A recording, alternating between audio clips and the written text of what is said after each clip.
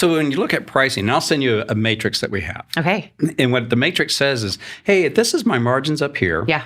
And this is how much I want to raise it. I'm at 30%. I want to raise it 5%. Yeah. In the middle, it tells you what percent of my customers could I lose and still be better off. Oh, really? And then it becomes you're mitigating easy fear, now. because fear makes people predictably irrational, right? And so it's like, no. Like, let's really stress test this. Oh, this is fun. And that's what we did with that one deal. It's like, if we raise it 10%, what percent of your customers do you think you'll lose? He says, 5%. It's like, do it. Let's do it. You're better off.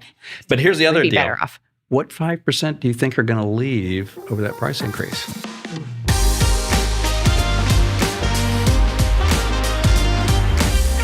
Hey, everybody, and welcome to our live session on revenue strategy. We're talking about revenue lies, business truths, and hidden dangers in your growth. I'm Dacia Coffey, the CEO of the Marketing Blender, and I'm so excited to finally share this with my dear friend and colleague, Burt Copeland, the most amazing Chief Financial Officer on the planet. So just to make sure you didn't have to say that for yourself. Okay, good. Yeah. I appreciate it. Burt, why don't you go ahead and introduce yourself? Yeah, and I'm Burt Copeland. I'm the CEO and founder of New Life CFO Services, and delighted to be here because y'all have to rein us in because we get along so well and play off each other. This could go sideways. So hopefully you'll find that entertaining, but if not, just reel us back in. And I'm very excited about this topic because most people think that a CMO and a CFO are just battle enemies. Exactly. Yeah, and we're not. No. Because we want the same thing, you guys. It's just that I feel like people create these cultures of criticism or blame. And so instead of a marketer, especially, I'm going to own this, stepping back and going, well, what do you mean by that? And how do we solve this together? I feel like a lot of times marketing gets really defensive because we're used to being blamed versus, wow, the CFO That's our role is to get blamed or to blame. Well, see, both. So I love this. And, we're talking about revenue strategy. And honestly, I wonder, and I would love to hear this from you guys. Have you heard the term revenue strategy? So hit us up in the comments because we do have the amazing Samaria Boyd back there. And now apparently we're getting some loud background noise. So hopefully that's going to end because I think it's somebody out in the hallway. So yeah, it's definitely in the hallway. I know if one of you guys can go ask them to stop it, that would be amazing. You got to love going live. Oh, yeah. Apparently somebody decided to do construction right behind us right now in our studio. But anyways. Always fun. I know, exactly. So I digress. So in the comments, if you guys have heard of revenue strategy, just type yes, or if you haven't, type no or your questions. But all right, revenue strategy, what do you mean by that? Like from a CFO perspective? It's too often people just think it's like the Billy Idol approach to revenue. With a rebel yell, they cry more and more and more. Yes, it's not supposed to work that way. So you need to think through your revenue. Like, what revenue do you really want? It's okay if you want more and get more if you have the right revenue. Yeah. But, there's a couple of things that we'll get into as far as why is it so hard? And if it's really hard to grow your business and new revenue, then you need to step back and go, what is that telling me about my product, my approach, or my market? Do my customers really not want what I have? Yeah. And so stepping back and dissecting the strategy of your revenue, what markets you're in, what markets you want to be in, and maybe even what markets you don't even know you should be in. Yes. And I think from a revenue strategy standpoint, it was interesting. I kind of had to learn this then the hard way, right? Because number one, there's a lot of emotion around growth. Like how big are you? How fast is it going? What's wrong with me? Right. And I'm serious, but so many entrepreneurs are like, why isn't this working? We've got something amazing. Why is it not going? And then I had points in my career where I'm like, whoa. The marketing is working and they're qualified leads. And I can see that you're closing deals. Yeah. Why is it not working? Okay. Let's talk about quality of revenue. Yeah. Who are you bringing in?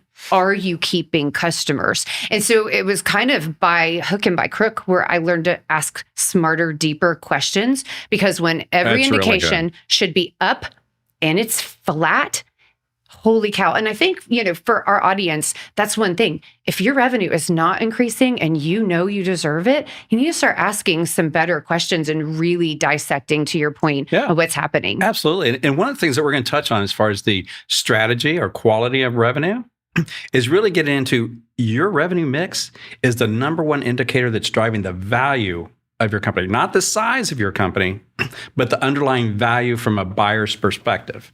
So if you want more when you exit, you better be scrutinizing your revenue closely. Yeah. And I'm glad you bring this up this early, because I think a lot of people think, well, I'm not exiting, or I'm not going to sell my business anytime soon, or I don't know, that's 10 years from now. But what ends up happening is 10 years comes and goes, and you go, you know what? I'm out. It's time to retire. It's time to pass it off. And there's nothing to sell, and they're shocked. Oh, absolutely. Now, you have a statistic I heard you say at a speaking engagement.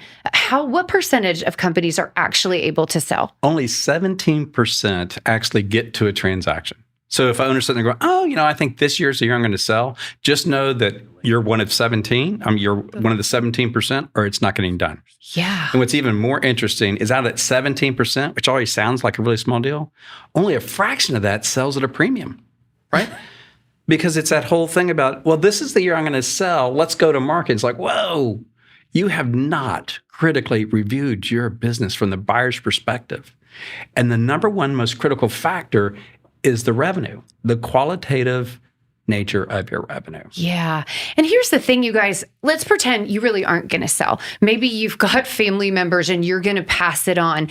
The thing you should the reason you should care about valuation is this is literally about building a company of excellence, because the criteria that it takes to build valuation is exactly what you should care about, because that is how you accelerate. It's how you have more impact in the world. It's how it works. It's how you get joy and margin out of your company by following these principles. It's the old adage about what's the difference between a really great company that's highly valuable and ready to sell and a great company that's just a great company? Yeah.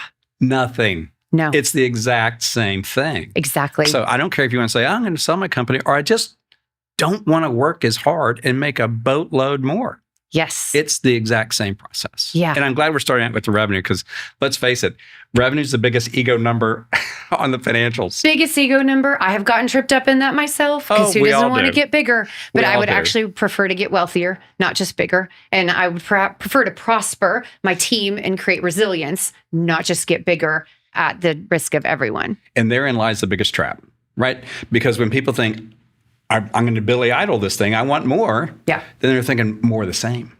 Yeah. And frequently that's the wrong answer. Oh my gosh, so good. Because now on the 19th hole at the golf course, I get to brag about more of the same. Yeah. Versus I have more valuable revenue, and it might be the exact same number to start with. Yep. More of the same. What got you here will not get you there. Not ever. Now, I want to chase a tiny little squirrel before we really dive into it. Do I need to get my shotgun out for this? Actually, I think you'll enjoy this one. Lead generation is not the same as revenue generation. No. It's like, I don't know about you. Every week, I probably get 10 emails of somebody telling me, I'm going to get you 100 leads and blah. And I'm like, really? I don't want 100 leads. I know. I can put up a sign for free puppies and get people leads. It doesn't mean it's going to grow your revenue. And we get this a lot. We get so many people saying, fix my lead gen problem, fix my lead gen problem. And I am immediately like, ooh, we have not validated that you have a lead generation problem. And typically, even if they do, it's not tip of the spear. And it comes back to revenue strategy, that there are things that you can fix now, hidden money right now. And it can come from both a marketing perspective and a finance perspective. Yeah, and so flip that into, how do you fix my revenue gen problem? Yes. Not my lead gen problem. Yes. Because, if you get the wrong leads, your revenue is going to go down because you're wasting tremendous intellectual property on bad leads. Exactly. So like what I loved about when we engaged is, when we were talking about, it's like, I like and I respect branding, but I love revenue. Exactly. Right? I love revenue. Exactly. And that's exactly what we want to be known for. We want to grow and scale companies and help people achieve their dreams, not drive leads for you. Like, yeah, sure, we'll do that because that's a part of building pipeline, but that's not the goal.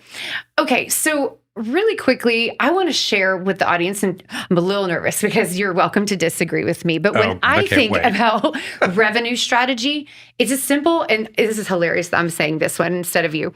It's as simple for me as do the math. Do the math. So yes, the marketer is going to do the math. So here's what I mean, you guys. So if you have a revenue number, let's say you want to grow an additional $5 million this year. Okay, great. What is the average deal size? What percentage needs to come from existing customers versus net new? On the existing customer side, how do you break that down? Do you have sizes of customers and some basic assumptions? Do you have different divisions? Do you have certain divisions or products or offerings that are more profitable? Maybe we focus on those more, right? Now and that actually is there needs to be a growth strategy, a marketing strategy around your customer retention, around your cross sells and your upsells, and even your future innovation. That is a marketing and a growth strategy. Now, on the other side, with the net new, there's math. Again, average deal size. Okay, well, how many deals do we need to roll up into the number, the net new number? Great. Let's pretend it's 15. Okay, now that's different. Only 15 net new projects at a certain size. Now this determines tactics because we don't need 1 million. Even though you need $5 million. You don't need those emails I'm getting. Exactly. We don't need 1 million. So then it's literally rolling it backwards and making some basic assumptions.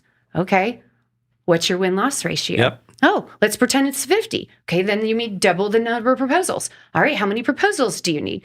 Maybe it's 30. Okay, how many meetings? 1 out of every 4 is a proposal.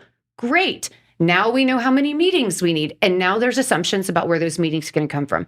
Digital marketing, speaking, trade shows, account-based marketing, so many different options, but not for your company.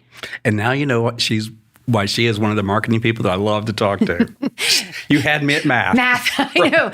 But I want to know the assumptions because, and like I said, it's embarrassing, but we were set up for a failure. And I learned this through hard knocks about, okay, why are they flatlining in revenue? Yeah. And it is flatlining, guys. Even if your revenue is good, if you're not going up, you're growing or you're dying. So maybe that's a little harsh, but I'm just saying. No, it's not harsh at all. Like you should always be growing. You just need to be growing smart. But I love what you filtered out, but I'm going to push in a little bit more on some stuff. So you're going through the basics of, hey, why is this 50%? Why is this 25% or whatever? Yeah. Or, it's 25%, so you need to do X, Y, or Z. Yeah. And my question would be is, why is it 25? Right? Yeah. Is 25 the right number? Ooh. Why is it not 35? Ooh. What are we doing? And this is where we get into the uniformity. I'm willing to invest in a boatload of marketing as long as we're discovering why. Yeah. Right? So when you peel that deal back, it's like, okay, we're happy with 25, but that means 75% are saying no. Yes. Holy crack-a-mole. Yes. And, it's interesting because when you talk about tactics, that's immediately where we go. Right. So a lot of marketers are scared of the question, when are we going to see results? Yep. No, I love that question because now we're on the same page. So if we need to see results this quarter, it limits the tactics that we're focusing on. And we are focusing on win-loss ratios. We're killing everything that is not about sales qualified conversations. Right. Right. And really looking at what's happening because that's systemization. At the bottom of the funnel, marketing jargon alert, but at the bottom of the funnel where you're closing deals, if that is broken, there is no system when you start going bigger. You just get more brokenness and more waste. And you want to do a cool ROI calculation? Do the calculation, the math, right? Between 25 and 35 or 25, maybe even 30. It's stunning what that's going to do to your revenue growth. It is amazing what that extra 5 points of close ratio does. So you need to step back and says, do I have the right products, right? So we talked about that. Why are they saying no? Is because I'm offering crap? Yeah. Or am I not communicating the value of the crap I have? Yeah, exactly.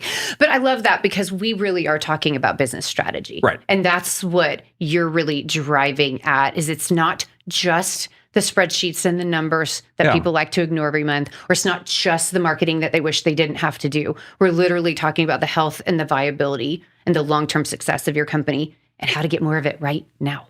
Yeah, absolutely. And do you know that whole pain cycle? Exactly. Because the only thing that I can test sometimes is people that are just sucked into the black hole of a CRM. Yeah. And I know that I have one. Okay, I know that. You've pushed it on me. But too often, it gets to be a data fill exercise instead of a sales extract exercise. Oh. And that's the wrong thing. No, and a lot of brokenness, you can fix so much ROI simply by getting alignment around the definition of a lead and why are we using our CRM. Because CRMs are about data. That's it. It's about good data. Good data. Thank you. Right. Okay. Not about data. So segue on good data. You love to talk about good revenue versus bad revenue. And you were kind of teasing this out earlier when you were talking about more of the same. So good revenue versus bad revenue. And what did you mean by wanting different revenue? So I'm going to give you a simple example, and then I'm going to go dive deep because that's what I do. Okay. So like when I had my previous company, we were in construction. We did commercial flooring. Yeah. And I started out the year by telling my sales folks, like, hey, look, here's the goal. Yeah. I want you to sell 1 yard of carpet for $1 million. And they look at me like, that's the craziest thing I've ever heard in my life. And probably a few choice words. Well, yeah. And thank God we're live, or else we'd have to just edit that stuff out. But they all looked at me like I'm crazy. And it's like, we can't do that. It's like, no? Okay, well, get as close as you can. Yeah. Because if I sell it for $1 million, there's a lot less work to execute on that, right? And the margins on that are fantastic. Because I would argue it's not the size of your revenue that matters. It's actually the size of your margins that matter. Yeah. And so when you step back into the qualitative nature of revenue, I'll use another example. A construction company, not mine per se, so yeah, but like a general contractor. They have a value that's the book value of their company is generally the value of the company. Mm-hmm. And why is that?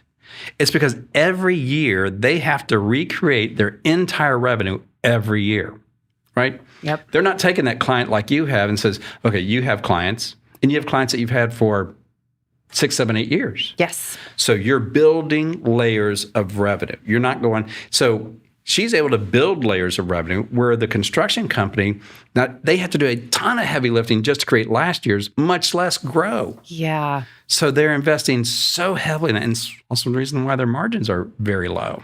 And I would add to that they don't think about business development as a system, as a repeatable system. We see, oh, I just got to find a better sales guy, or I just need to hire one more sales guy, or we just, and they'll just list off these tactical things like they're just magic wands. Yeah. And they're notorious for the wind at their back.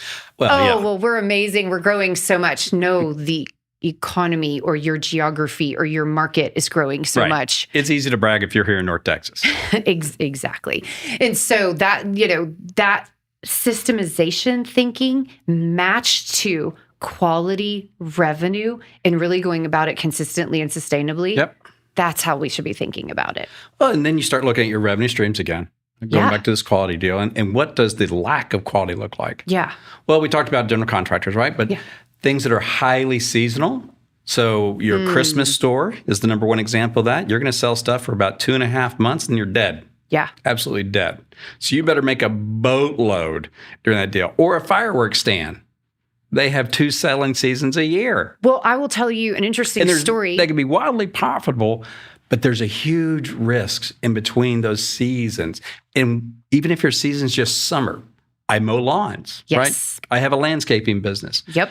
It just means that the other half of the year is highly at risk. So it's a huge one. The risk factors that are associated with your revenue drives the qualitative nature. And sometimes it's the industry that you sell to. So for instance, we've had clients, ironically, construction again, but they sell to school districts. Guess when their business is? During the summer. That's right. And so a number of years ago, we were able to help a group penetrate new industries so that they... That's a perfect example. And it was so fun, right? Ironically, more profitable business too, because different budgets, different ways of looking at CapEx expenditure. And they sold just like that. 12 months later, great valuation. He's still on a boat. Yep. And that was like 6 years ago. I mean, it was so fun. And he was asking the right questions, though. He saw the seasonality and said, this is dangerous to me, and then got bought out way earlier than he thought he would. Well, there's more seasonality in that business. Yeah. There's execution risk. Because in schools, if you're not done by August 15th, you are paying a fortune to complete that job, right? Yeah, exactly. So again, it's the risk profile of your revenues that really matters. And everybody goes, oh, I want ARR. Well, of course we do.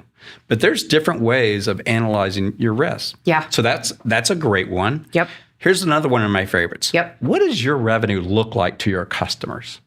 And they're like, well, what do you mean? Yeah, I want to know, what do you mean? Okay, because I'm loving this because I'm like, all right, I'm stumped. So let's say that I have a sailboat and I'm selling you trips out on Lake Louisville for you and your clients and everything else to have a big Yahooty weekend. Yeah.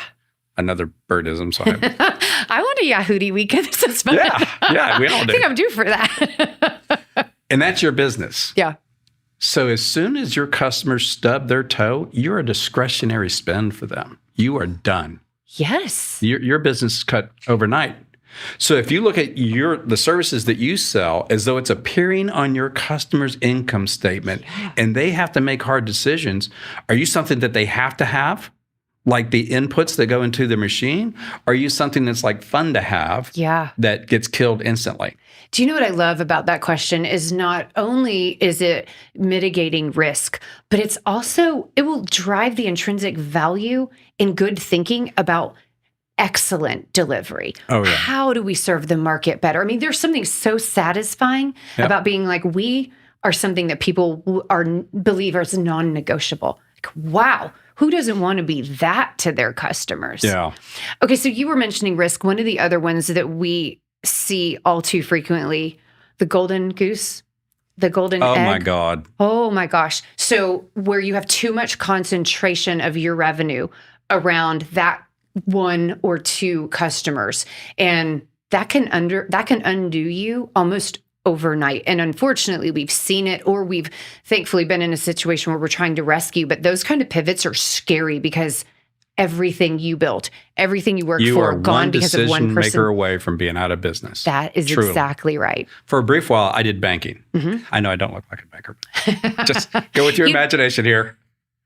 But anyways, don't comment on that. Comments, please. You can. But we would do a stress test. Like if we'd go to a manufacturer and they had Walmart as a customer. Yeah. Right? Yeah. We would do a stress test. And it's like, if that went away this month, could you survive? Gosh, that's great information to know. Right? So, and then we'd try, and if you couldn't, it's like, we're not banking you. You're too risky. Yeah. Now, the same thing holds true with your ability to sustain your own business, whether you're going to keep it for the rest of your life and hand it down to your family members, or you're going to sell it. It's like you're one decision maker away from your family and your business being in chaos. Yeah. So here's what I like people to imagine that are reluctant to make that change. We had this one client, this was a fun little game. They were a little bit ambivalent about making the changes that we were recommending. Okay. And they were bleeding cash. Oh, yeah. And so I got the patriarch and I says, hey, I want you to imagine one thing. And we actually had them do it. It's like, here's a podium. I want you to get up at that podium, stand behind it for just a second. And I said, so here's the crowd, your company meeting. Who's in the front row? My family members. Who's right behind them? Our executive team. Who's right behind them? People that have been here a while. It's like, great. Do you see their faces? Right. Good. I want you to say to them, hey, look, we got some bad news today.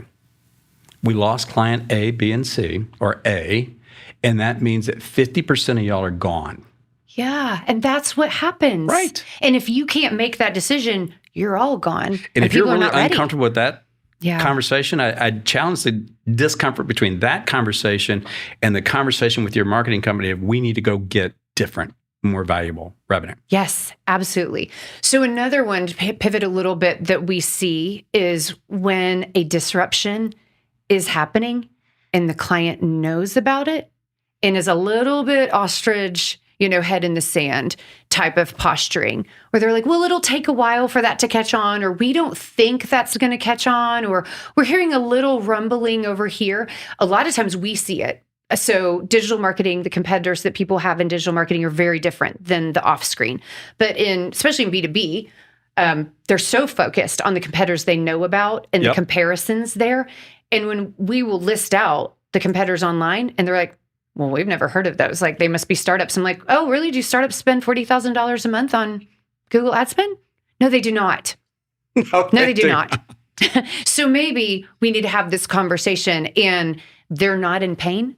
but it's that boiled Yeah, because the frog. rationalization just, it makes my head blow up, number one. Yeah. And number two is you don't realize how risky the dance is you're dancing. Yeah. And I fell into this trap myself. So back when I had my construction company, it was 2008, early 2008. So they hadn't spit the bit entirely. Yep. But one of my big customers was Countrywide. Oh, yeah. They turned off the spigot, right? We had millions that we did with Countrywide every year. It's like, oh, they stopped ordering. It's like, that's okay, without critically examining what is that really telling us? Yeah. And because we didn't take that leading hint, Yeah. right, soon enough, embrace it, we rationalized, it's only Countrywide, without going, why is Countrywide spitting the bit? Yeah. And then a couple of months later, everything shut down. And we were flat-footed. Yep. And we had the leading indicator. Yep. So don't ignore those things. And really more importantly, so it would have been hard for me to pivot that quickly. Yep. But if I'm stepping back into revenue strategy world and I start looking at the fact that, hey, look, I have certain customers that are in verticals I don't want to be in. Yes. Or that are riskier Yes. than I want to be in. So that's really important as well. I agree. And I think it's so easy to fall into that trap. Like, I don't want to villainize this. I mean, I do want to villainize it. However, I Go ahead, want to just sharpen that knife and get in it. But I do want to, offer a little bit of empathy around this because people are so busy. But it's also why understanding strategy and understanding that your executive team, whether fractional or in-house, it is their job to be paying attention to what's happening 12, 24, 36, further. So yeah, they need to be busy on today's number and making sure that they're building resilience and strength into your company. Absolutely. And I'll tell you, that's probably one of the most valuable things about outside eyes. Yeah. I'm not trapped by the exact same thing you've been saying in your boardroom for the past 12 years. And I'm just not. And I'm not going to be defensive about it because I wasn't a part of creating it. Right, because, know, part of the benefits of us coming in from the outsiders, and for those that have dealt with me, y'all know that I can be a crusty old dog, right? So it is what it is.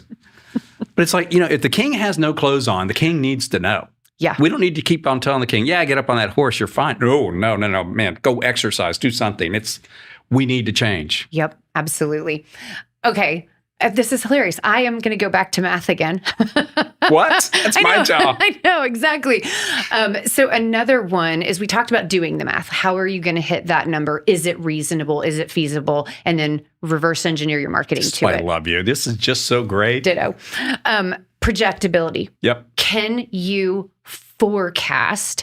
And rolling cash flows saved our business a number of years ago when we finally learned that and up-leveled that, and listening to a lot of your advice just changed the game for us. But projectability around revenue, because you can not very easily, I don't want to say that, but you can more agilely adjust and rethink strategy if you are watching what's happening. And you started kind of hinting at that, like, the stress testing, but from a CFO perspective, because you really help build these models, how do you see this? And what do you want to see?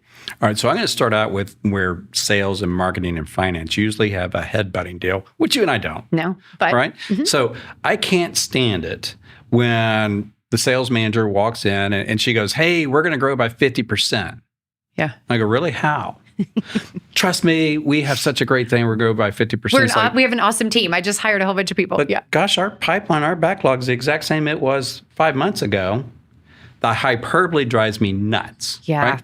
Yeah. But on your deal about the math, we call that a revenue build. So think about if I want to be, 25% more in a year, right? Then I need to start treating that like it's a liftoff. T minus 12 months. Yes. And then I start backing into what are the activities that have to take place to start feeding that deal. Yes. Because if I just, whistle through the graveyard, it ain't going to happen. No. It's just not going to happen. So we would approach it so with one of our clients, they were looking at growing massively. And they're like, oh, we need to project revenue. I go, no. We're not going to project revenue. And they're like, what the hell are you talking about? And I go, we're going to project what we're doing in estimating. Yes, right? Because it's a leading How many projects indicator. Do we have to get in? And we switch the accountability from revenue accountability to estimating accountability. You have to estimate and close X number of jobs per month. Oh, so good. And as soon as that person, the lead of estimating, had the target on their back, wow, did things change. Yeah. Because now we told them, it's like, we're going to be burning through because our revenue is actually the antithesis of backlog. Yes. Right? Yes. So what we did is we changed it into your backlog now has to be X by the end of the year.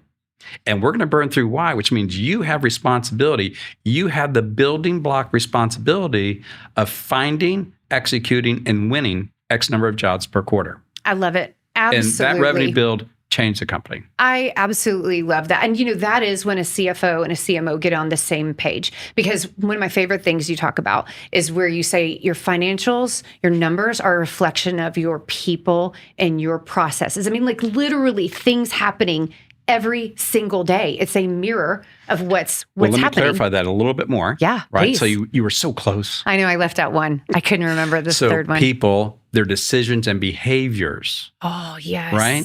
Yes. So it's in this building process that you can connect the dots and help them to change their behaviors. Yeah. Like just if you get, let's say you qualify your leads, not all leads are created equal, but you qualify leads and you go from that 25 to 30 or to 35. Yep. And you change those behaviors about how they're building their revenue, how they're building their pipeline, how they're building their backlog. Yes. Life-changing. Completely. For them and you. Completely. That math that we were talking about earlier at the top of the episode, we create something that we refer to as an impact summary. And is a very short synopsis in numbers of what do your current customers represent? How's it broken down? What's your net new? Average deal size, right? And then you reverse engineering, what are we holding the tactics responsible for? Now, sometimes that is, sales numbers, proposals, lead flow. Sometimes it's specific where the lead's coming from, but it's very short and those become benchmarks. So we know immediately, are we on track? Are we performing beyond what we expected or under? And how do we adjust that? You just used one of my favorite words in the world. Okay, which one? Expected. Yeah, right? Too many people start tactics without going, if I'm successful, what should this look like? Right? Yeah. So again, start with the end in mind. I know that that's not my clause or anything else like that, but it's incredibly important that you says, if I change these behaviors, if I invest in this marketing deal, what do I think should be happening to my leads? And it may not happen. That's okay. But not knowing what your expectations are, then you get into rationalization. Yeah. But if you say that it's going to be 100 a month in 5 months, well, you have now a hurdle. Are we there yet? Exactly. And I'll pivot on that one more deal and says, what does failure look like? So if success is 100 and failure is 20, let's benchmark both. I wonder if this just made anybody else go like it did for me. Okay, so give me an example of that because that's very provocative. Could so much so that I'm like, I don't know if I'd like that conversation, but I'm so curious. This is the crusty old dog of me coming out, so get ready. Oh no, did I just tee him up? Here comes the evil twin.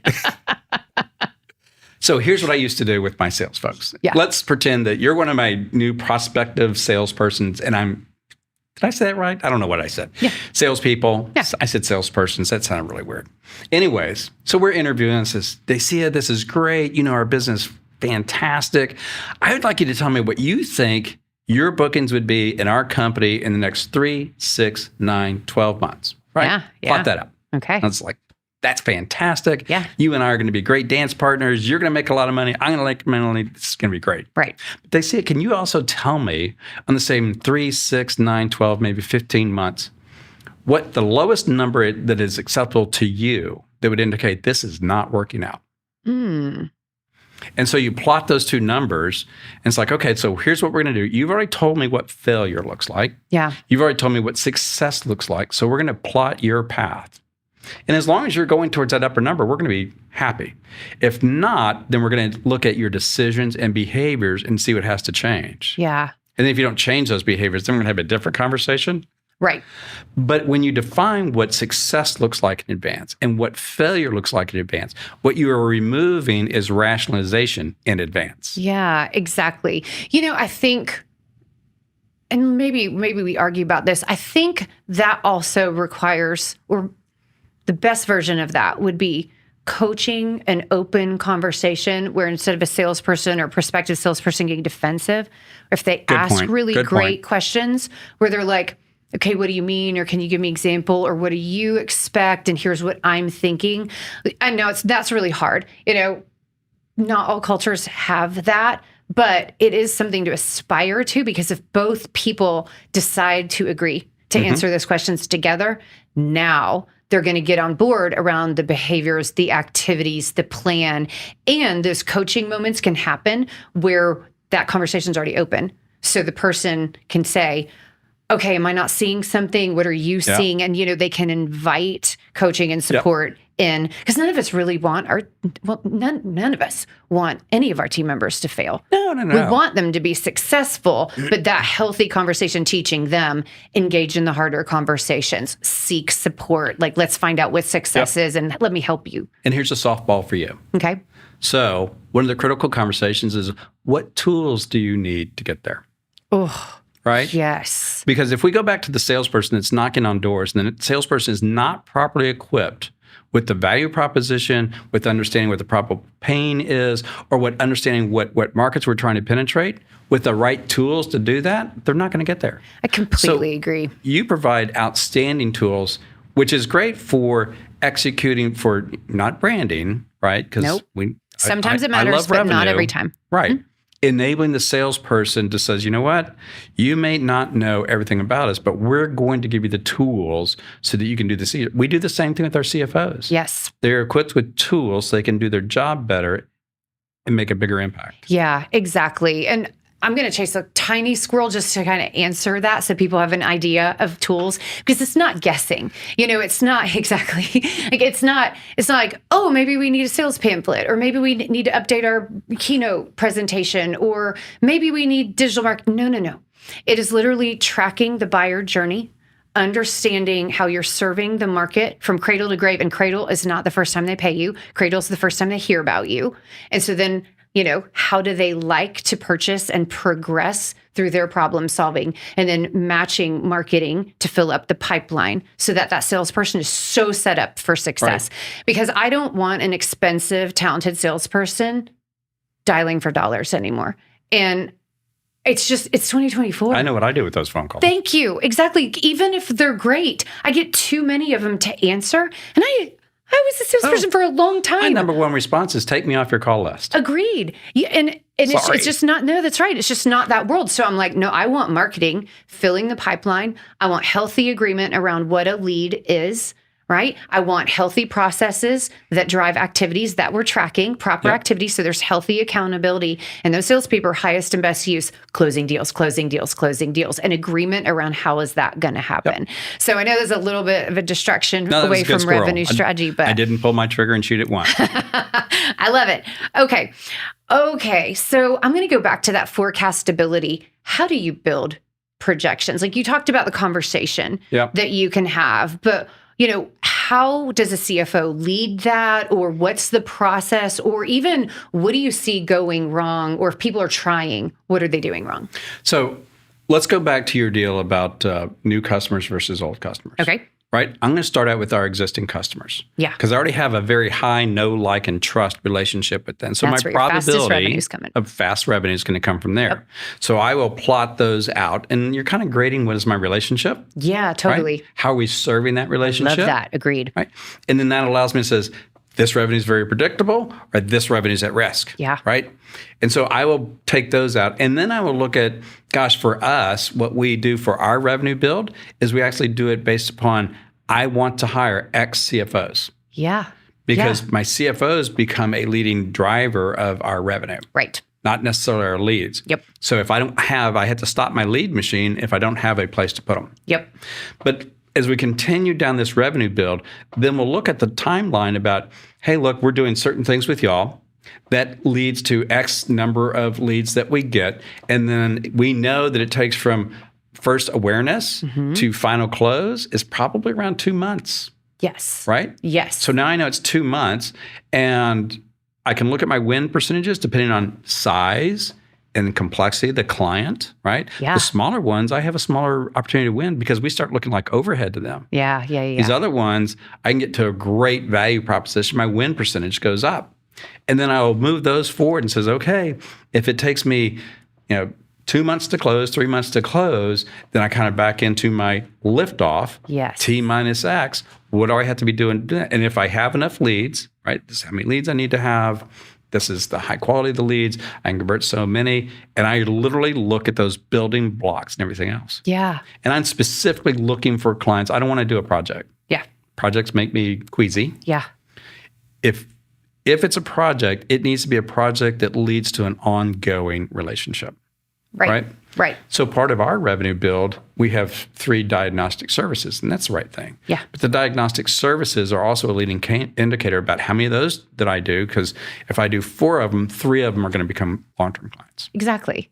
So those are the kind of metrics that I look at. Yeah. But somebody just telling me that I can grow by 50% with a bunch of hyperbole and breastfeeding stuff, it's like, no, come on. I love that so much. And you're getting so specific that you can build strategies based on specific customers. Like, oh, how can we fortify this? How can we make sure that that projection happens? For me, I immediately start thinking, oh, can we improve one of those metrics? Like, would we be able to get more squeeze out of that lemon in this area? It just maybe opens up better questions around what's possible and how can we accelerate if that's the goal. Yeah. And if we link that back into revenue strategy, sometimes that means that we're going to go out our primary swim lane to one swim lane over. Right. Right? Yeah. And then that's a totally different exercise and a totally different timeline. Yes. But sometimes, if you've already kind of maximized this lane, your only growth is going to come from doing that. Otherwise, you're just beating your head up against a market that's already limited. Yeah, absolutely. And, you're talking about going into a different swim lane. It's also a totally different marketing strategy. Most people think, oh, our messaging is just what we say to everyone. No. Your revenue, your most profitable revenue will come from only 3 to 4 personality types in your company. I don't have the statistics. I should have brought them, but maybe what percentage of revenue is actually profitable for most clients, or what do you see? What would be your educated guess? I'm going to reverse that. I'll say there's 20% of your revenue that I know is not profitable. Yeah. Right? Right. Like, horrifying. Right. I mean, what if you just fix that?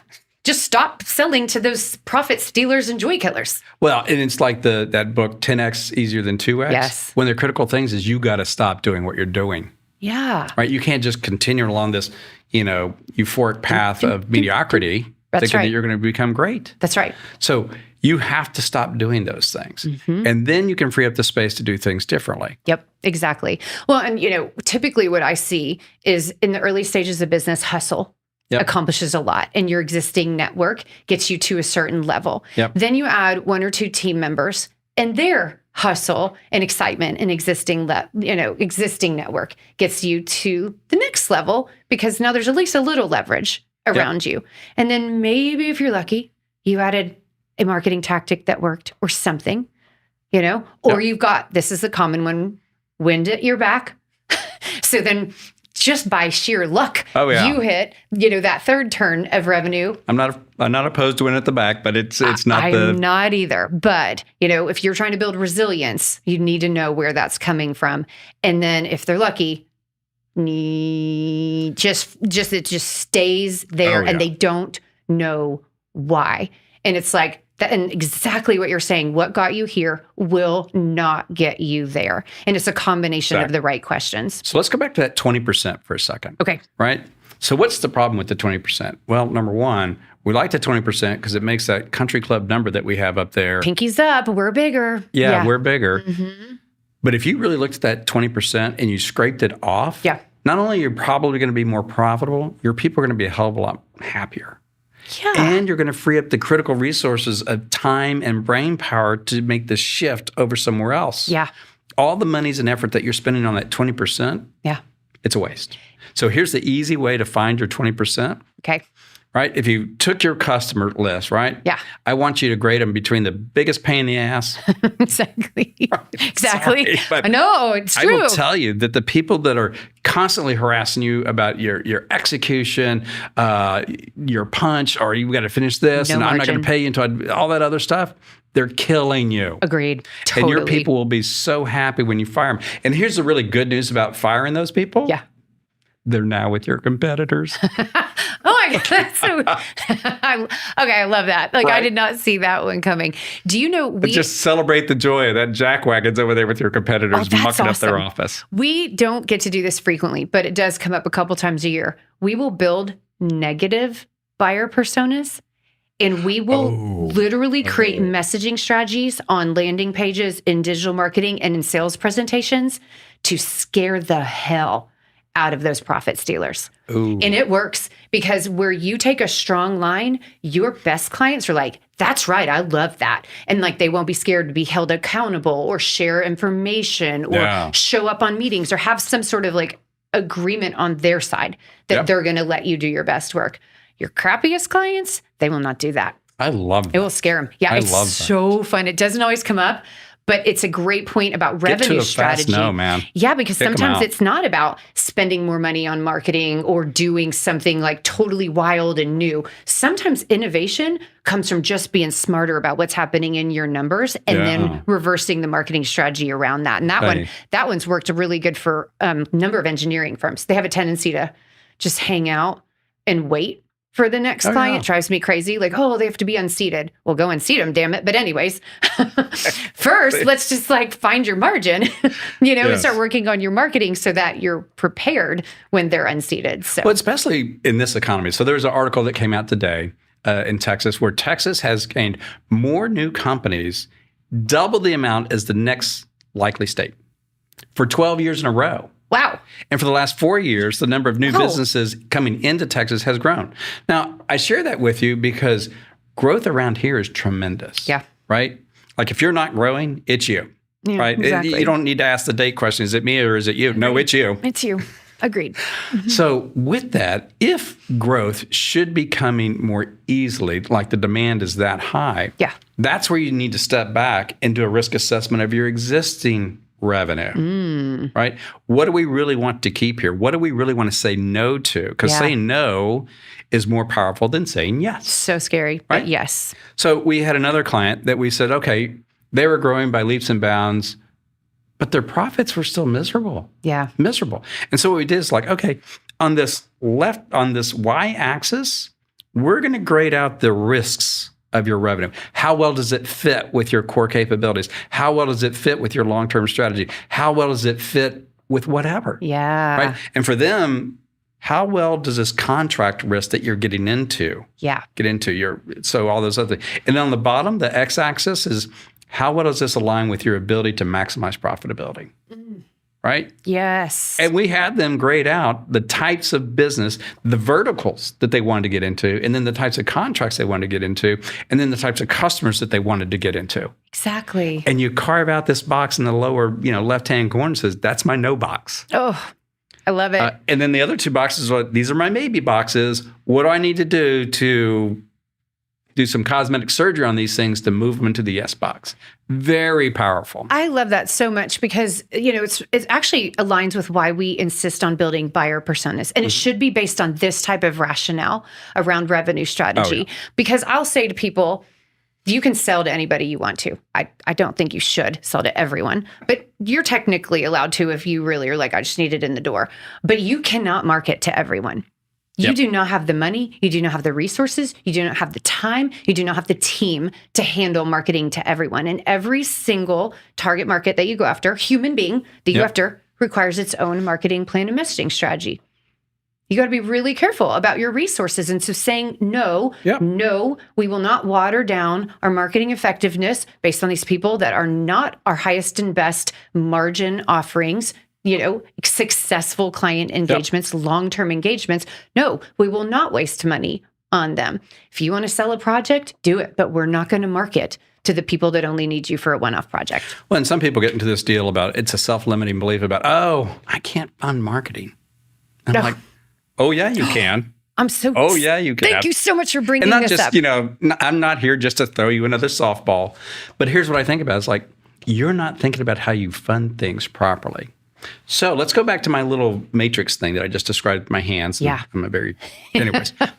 But if you examine that deal, then you're going to look at some of your things and they're in the maybe boxes, price them more heavily. Yeah. So price them to your pain, right? And if you have incredible demand, increase your prices by 5 or 10% because that falls 100% to the bottom line. It'd be so good that 100%. that you can demand those new prices. Right. Don't live in fear of your own prices. Yes. Now, that's not a strategic deal. I know somebody's out there wanting to slap me around for so happy. That's not strategic. Exactly. And it's not. But it is, if you consider it to be, these are resources that we're creating to fund what's next. Yeah. That's right. powerful. That's and then right. you come back and says, hey, Dacia, great news is I've raised my prices. We got 5% drop into the bottom line. I'm willing to put 1% of that with you. That's right. Well, and the other one about funding marketing. 1% more with you. There you go. The other thing about funding marketing is you're already spending on marketing. The comment we get a lot from business to business companies is, well, we don't do any marketing. Oh, yeah, you do. It's just hidden in your P&L. Oh, yeah. And so you helped me build a tool that we now use with our clients where gross margin, so that we understand your real business model, so we understand what percentage of revenue or percentage of gross margin is a healthy marketing budget, appropriate, not under, not over, so that we know, because if you're in pain, we have to be practical. We can't just throw out that nonsense 10% number that all of the studies, I hate that number, keep populating. But when we have a checklist, and it's hard. They hate going through this, but it's how much did you spend on travel to shows? How much did you spend on client entertainment? How much did you spend on trade shows? How much did you spend on printing? How much did you spend on that graphic design, that banner, that?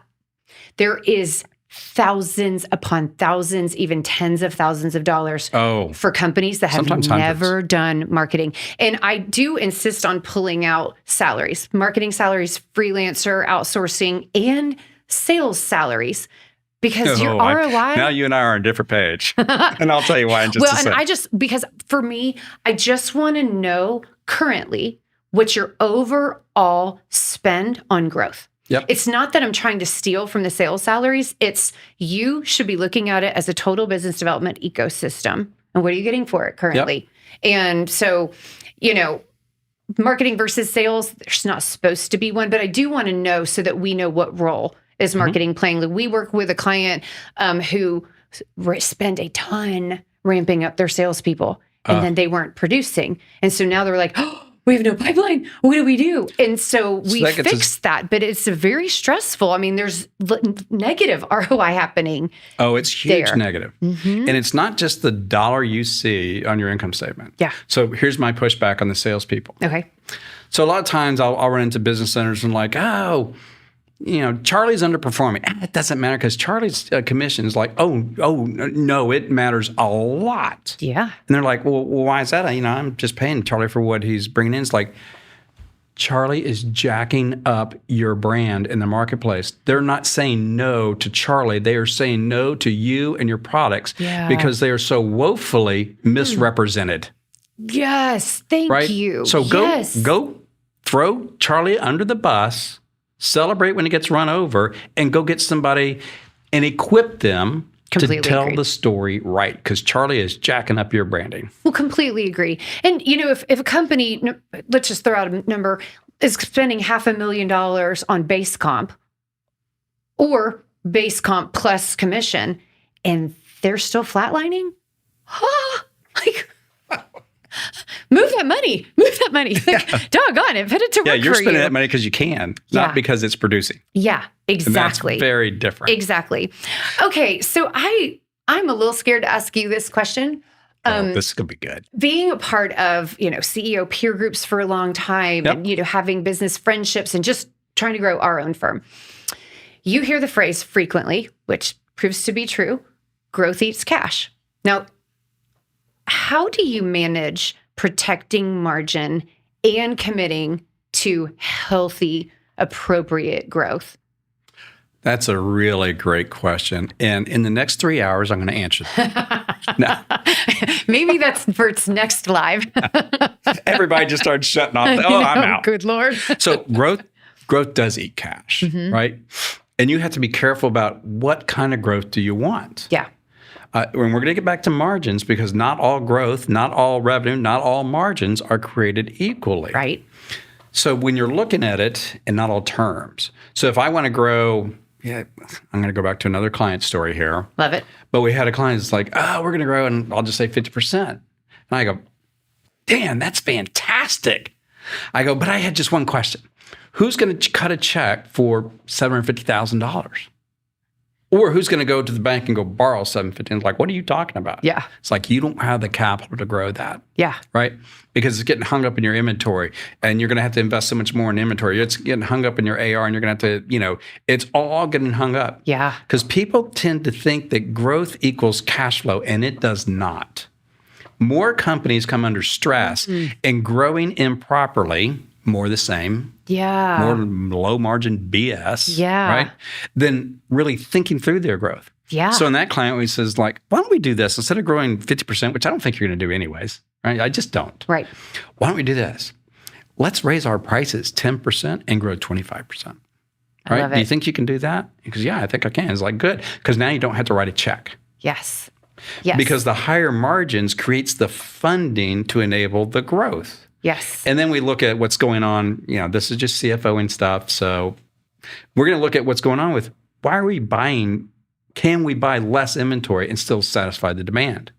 What are we doing with our terms on our AR? And can we shrink that down? Right. Right? Because there's a reason that Michael Dell could grow so wildly. You paid for your computer before he ever spent a dime.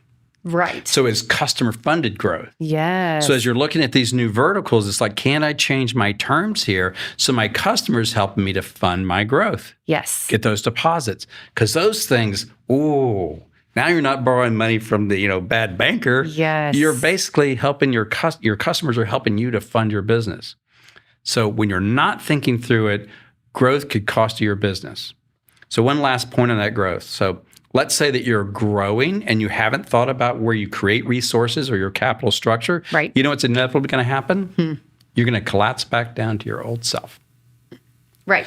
Because your operating your capital structure can't support it. No. Chaos starts happening. That's right. It comes right back down. You churn those clients that you got. You churn right? You lose and all the you traction. end up with more gray hair like me. Yeah. That's not why you have gray hair. Oh, that's a whole different story. We don't have to talk about that either. Different podcast. I love this. And that's more of a beer cast on that one. That's right. One of the things that comes up for me in case the audience is kind of arguing in their head, I can't raise prices. I can't raise prices. No. Ask yourself, what would it take to raise my prices? And just start going through that, because that's one part where marketing oftentimes gets cut out of that conversation. But who is supposed to know what the market values? Who is supposed to know the sentiment of your customers? Who is supposed to have strategies around why do they pay for things? Marketing.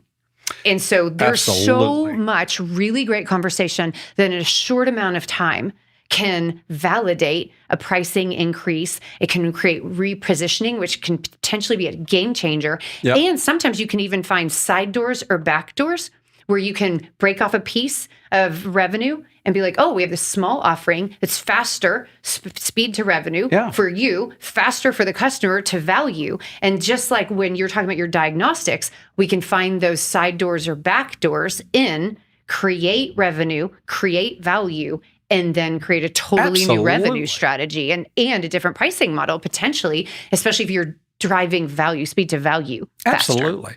So when you look at pricing, and I'll send you a matrix that we have. Okay. And what the matrix says is, hey, this is my margins up here. Yeah. And this is how much I want to raise it. I'm at 30%. I want to raise it 5%. Yeah. In the middle, it tells you what percent of my customers could I lose and still be better off. Oh. Really? And then it becomes you're mitigating easy fear, because fear makes people predictably irrational, right? And so it's like, no. Like, let's really stress test this. Oh, this is fun. And that's what we did with that one deal. It's like, if we raise it 10%, what percent of your customers do you think you'll lose? And he says, 5%. It's like, do it. Let's do it. You're better off. But here's the other deal. Better off. What 5% do you think are going to leave over that price increase? Ooh. The jackwagons. Yeah, that's the right. The people that are already eating your lunch every day, they're going to leave. Right. Hello, competitor. Exactly. Meet my old lost customer. Oh, my God. But as we're going through this pricing thing. Yeah. So 2 other points on pricing. Your luggage. Yeah. Right? Okay. Do you baggage? Are you about to talk about my baggage? No. Airline luggage. Luggage. Hey, that's the beer cast. Airline luggage. You don't pick your flight based upon the surcharge for your luggage. Right. Right? So if you're looking at your service deliveries, are there things that your customer just doesn't care about? Yeah. They're buying the couch. They don't care about the delivery fee. We see that so frequently. Right? So yes. and if you look at what's the profitability of my deliveries, if you don't know the profitability frequently. of your deliveries, you're losing an opportunity. Yeah.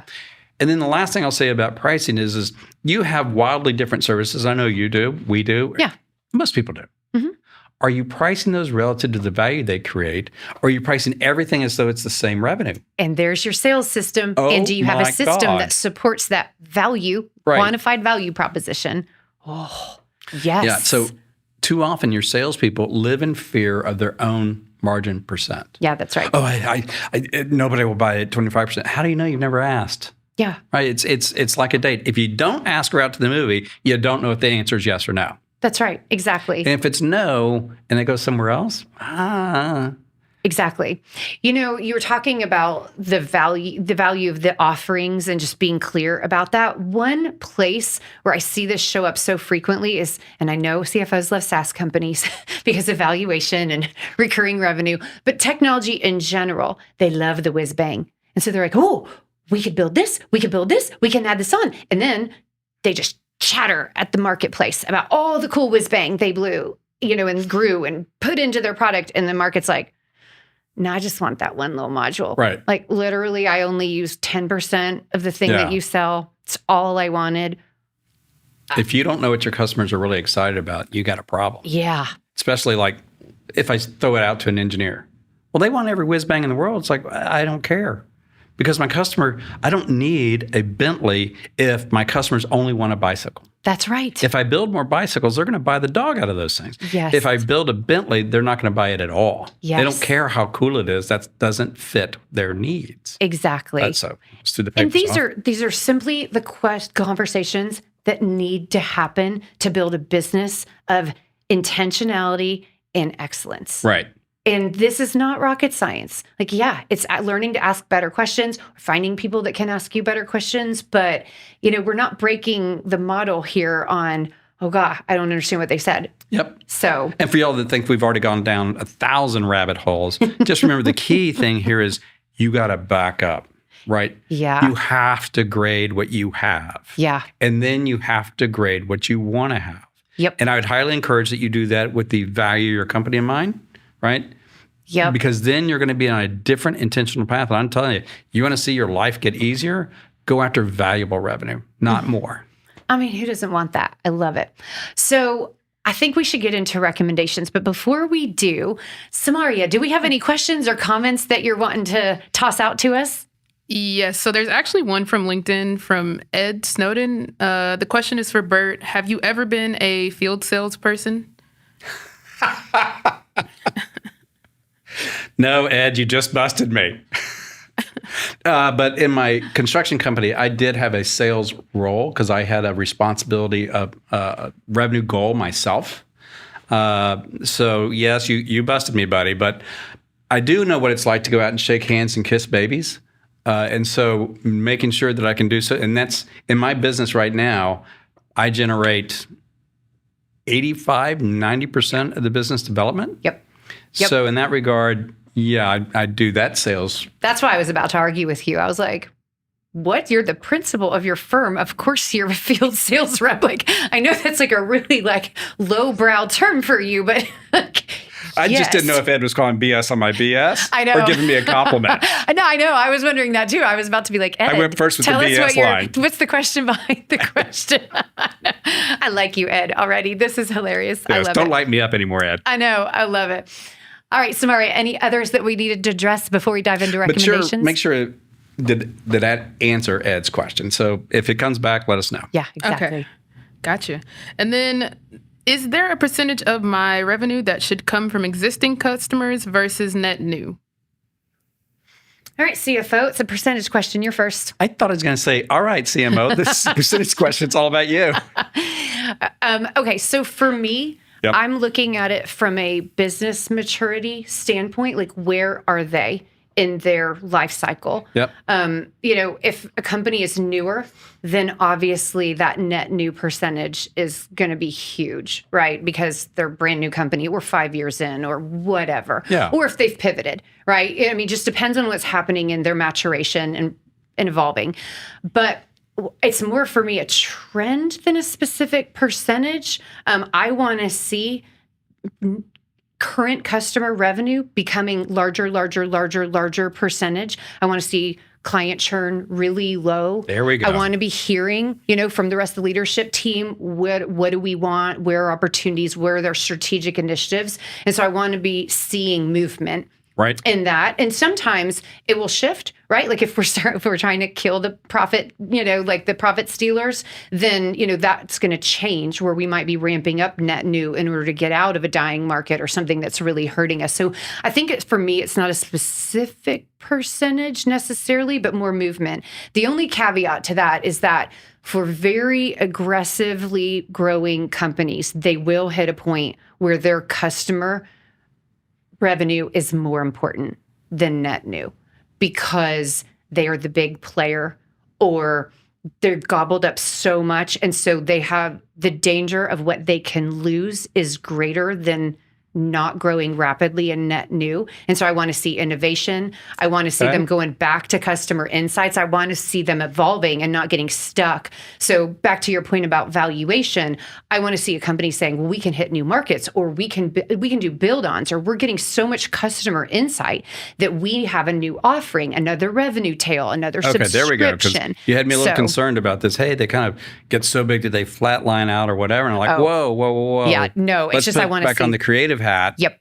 And take those resources and let's go invest in a new business. Exactly. Or a new vertical. Yeah, whatever exactly. the case is. But just because we got big and we came GE doesn't mean that we're going to be okay. Well, that's not a good example because I went down. But anyways, you know what I mean. Yeah, I do know what you mean. But here's the other thing that I'll tell you. I agree with you that just by the rule of larger numbers, the percent of new customers will shrink over time. Mm-hmm. Like for me. Yeah. So I get X number of new CFOs a year, right? And that's my growth strategy. Yeah. I don't want to do more than that because I can't digest them. Right. But that means as I grow these new customers, that's a smaller share of my total revenue over time. Right. But here's a critical thing. If your percent of new customers remains static, you have a huge problem. It's not marketing. It's execution. Because now you're leaking as much revenue as you're gaining, and you better go fix it. There you go. Because you are going to be, the cost of getting new customers is astronomical. That's right. Right? Yep. So if it remains the same, then stop, drop, and roll because you're on fire. Yep. And go fix that. Absolutely. Since I don't have the statistic, I can't validate the source. I'm not going to, but I did read where a 2% reduction in client churn for companies of a certain size is actually equal to a 10% budget reduction across the board. I'll take that and go do some pencil sharpening on it. I love it. And it probably is relative to the revenue size and blah, blah, blah. But I was like, wow, just go keep your customers. Don't cut your budgets if you don't have to. Absolutely. It's always a point you do. But okay, so let's shift into recommendations. And this will and so you guys, if you have more questions, we're going to open it up one more time right at the end. But we do want to make sure that we're giving you guys some actionable things to do. Hopefully we've done that already, but I want to make sure We've that done we some really scary things. I know that. Exactly. Okay, so clear specific next action items for people. What do you think? Okay, I just watched this thing. They gave me some provocative ideas. What do they go do with it? What's next? So I'm going to tell you, as you walk away from this podcast or whatever we're going to call this, I want you to be thinking about 2025. Yeah. And people are like, 2025, it's still March of 24. It's like, no. Because if you're going to make your 25 goals happen, that action plan needs to start in July. Yeah. Right? So here's the takeaway that I want people to do. I want you to step back and start grading the qualitative nature of your current revenue. Right? Yep. So in these risk paradigms that we said about capable alignment versus return, where does it stand? And then start saying, where do I want to be in 2025? And start grading out that revenue and possibly working with somebody like you or whatever that says, what are the really decision metrics that those customers need to have? And what am I doing to prepare that to penetrate those marketplaces? Because that's where that liftoff starts cranking up. If I need to lift off come 12/31/2024, then I need to start the countdown now. Yes. Because it takes a while to be prepared. I've learned that just from working with you, and y'all done a fabulous job on our stuff. but we need to start early. That's right. Right? So the things that we've been working on the last 2 months are going to launch in this month. I'm very Sowing and excited about reaping. them. That's right. Sowing and reaping. Right. Yes. So back it up. So first, risk assess your revenue. Yeah. Is this really where you want to be? Yeah. And I'm going to tell you to risk assess your flatline performance. If your revenue has been plus or minus 10, 15% for several years, you're the problem. Right? Yep. Because the marketplace hasn't been that way. Nope. So again, step back and then says, risk assess my revenues, but have I risk assessed my attractiveness? Right? Because something's wrong. I'm selling the wrong stuff. I'm positioning the wrong stuff. I'm going to the wrong places. Yeah. One of those is wrong. Like you said, decisions. Right. Oh, I love it. So one of the first things I want people to do to add to that is I want them to do the math. And I will put it in the show notes. Oh, had me at hello. I know, That's but great. I do like going back to the top. I want them to reverse engineer their growth goal and go, how are we going to get there? And what assumptions am I making? And put it on paper. Because if it's not documented, it's not real. Publish the timeline, and I'm not talking about a spreadsheet. Yeah. I'm talking about on your wall. Yeah. To where everybody walking by can see it every day. Oh, I love that. The other thing that we talk about in our side of the deals is your metrics need to do what? Create an appropriate level of anxiety for somebody to take action. Oh man, that's a true CFO statement. Right? If I ever heard. So if I'm going to lay out my steps along the way and the action items that have to take place and the planning and the build, let's put that out there for everybody to see. And just like the United Way thermometer, whatever those things are called, Yes. We can measure, are we filling it up? Yeah. Right? I want sees everybody it. to see it. I want everybody to walk by it. And I want everybody either to be celebrating or feeling some level of anxiety. I need to do something different or more to get there. Yep. I love it. I love it. Okay. I had the weirdest. Any other recommendations before I throw out my weird idea that you may hate? I can't wait to hear weird. I'll say for that. Okay. So I'm wondering out loud. I bet we could put these into a checklist. Oh, that's a great idea. Okay. Damn it. Why did I not think of that? All right. So you guys, you heard it. We're going to spend a week. How long? Yeah. I don't think it's going to take I a got very an open long. week next week. Okay. We're going to put together a checklist for you guys that you can access that helps you risk assess your revenue and do the math so that you can really take steps on this because it's time to thrive and to get off of the hamster wheel. So that will be in the show notes. And so, man, I'm super excited about that tool. Yeah, I'm a little threatened myself, but I'm a marketer. I'm like, oh my gosh, let's do a call to action. So fun. Okay, final things. Samaria, any final questions we need to address? None in the chat. All right. good. I know. It's a wrap We for got the Ed day. happy. You guys, you can find us at newlifecfo.com or themarketingblender.com. Burt Copeland, Dacia Coffey. Hit us up on LinkedIn. Any of our direct message, mail, DMs. Good Lord, there's my old showing. I know Samaria's in the background just dying. Yep, Right. she is. She's just dying laughing. She's like, good Lord, woman. Thank God she has Get such it a great right. smile. I know she does. So, you guys, thank you so much for joining us, Burt. This was I had a blast. fun. It's I did just too. so much greatness. I did too. Well, you guys definitely follow New Life. They're amazing. Onward and upward. Take care.